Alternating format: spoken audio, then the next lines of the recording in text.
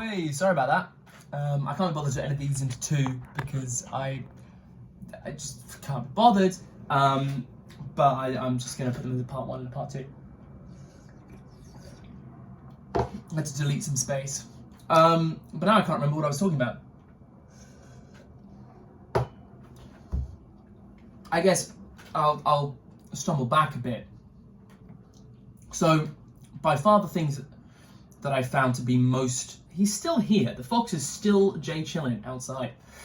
So, the things that I found to be the biggest step forward that I have is my whole breath and voice apparatus itself. I have so much more of an understanding of that.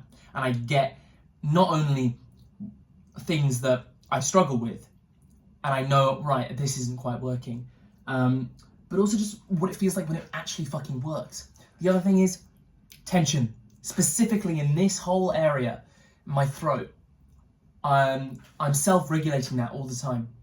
I'm totally aware. And I always used to think that my biggest tension problem was my jaw. But that, I found out, is simply, it's true, it's always been a problem, but it's simply a byproduct of my posture and how I hold tension. So that's the Alexander technique has helped me out with so much.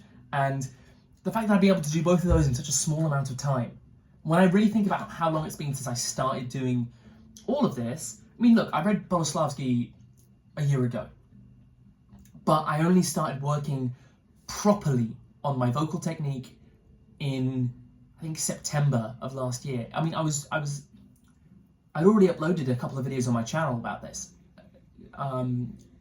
Sorry, that just sounded obnoxiously like a YouTuber.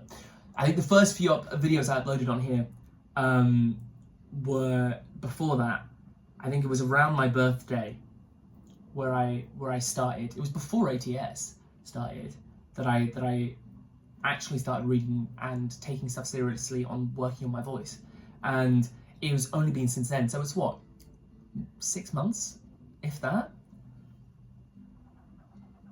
But because it's been autonomous, it's been completely self-directed, I think that's why the speed has worked out so well. And then you fuse that with ATS, where I've been challenged so many times, sometimes in ways that aren't necessarily great, but I've been challenged every week on something. And I've taken that and I'm like, okay, this is how I move forward. That I think that's just sped up the process.